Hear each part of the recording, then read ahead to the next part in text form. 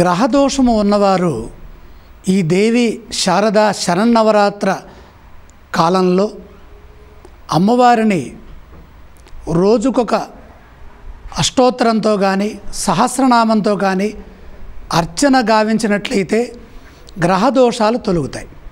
నవరాత్రులు 9 రాత్రులు 9 గ్రహాలు. మొదటి రాత్రి నాడు సూర్య భగవానుడి అనుగ్రహం కోసమై అమ్మవారిని అర్చించాలి. మొదటి రోజున అమ్మవారిని బాలా త్రిపుర సుందరిగా ఎవరైతే అర్చిస్తారో వారికి గ్రహదోషం తొలగుతుంది, సూర్యదోషం తొలగుతుంది.